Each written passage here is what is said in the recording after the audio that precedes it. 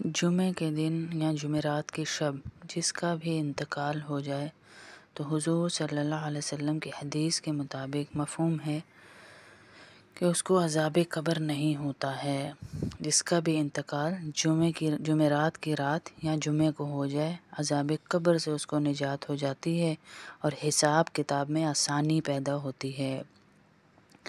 بہت بڑے ایک بزرگ کے اپنے وقت کے ولی تھے، لیکن جب ملتے تو یہی کہتے سب کو کہ میرے لیے دعا کرو کہ مجھے اللہ جمعے کی موت عطا فرمائے، میرے لیے دعا کرو اللہ مجھے جمعے کی موت عطا فرمائے۔ تو لوگوں نے پوچھا حضرت آپ اس طرح کیوں کہتے ہیں؟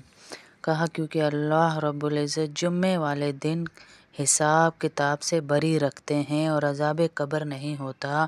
اتنا مبارک دن ہے یہ جمعے کا دن کہ ہر اجر کو اللہ ڈبل کر دیتے ہیں۔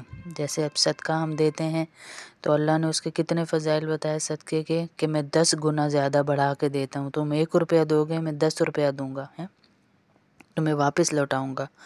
یہاں تک کہ اللہ نے بتاتے بتاتے کہا کہ میں 700 گنا اجر کو بڑھا دیتا ہوں، صدقہ جو دیا جاتا ہے اللہ کی راہ میں۔ تو پھر اللہ کے نبی صلی اللہ علیہ وسلم نے کہا جس شخص نے جمعے کے دن غسل کیا اور پہلی گھڑی میں مسجد میں پہنچ گیا تو اس نے گویا ایک اونٹ اللہ کی راہ میں قربان کر دیا۔ پھر فرمایا دوسری گھڑی میں جو پہنچ گیا، مسجد میں غسل کیا اور دوسری گھڑی میں پہنچ گیا یعنی دوسرے گھنٹے میں پہنچ گیا تو گویا اس نے اللہ کی راہ میں ایک گائے صدقہ کر دی۔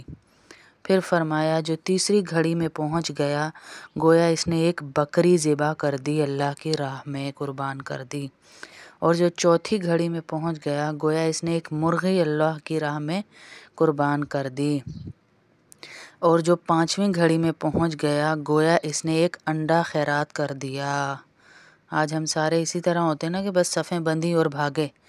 پہلی گھڑی میں جانے والے کو، جمعے کے خطبے کا انتظار کرنے والے کو کتنا ثواب مل رہا ہے کہ ایک اونٹ اللہ کی راہ میں قربان کیا، اور ہم گھر میں بیٹھ کے انتظار کر رہے ہوتے ہیں کہ صفیں سیدھی ہوں گی، خطبے کی آواز آئے گی تو جائیں گے۔ تو پہلی گھڑی میں پہنچیں اور اپنے بچوں کو پہنچائیں کہ جمعے کے دن کے بڑے فضائل ہیں۔ سب سے بڑی فضیلت جمعے کے دن کی یہ ہے کہ جنتیوں کو اللہ جمعے والے دن جنت میں اپنا دیدار کراتے ہیں۔ سب سے بڑی فضیلت ہے یہ جمعے کی ہے کہ جنتی دیدار کرتے ہیں آج اللہ کا ہے۔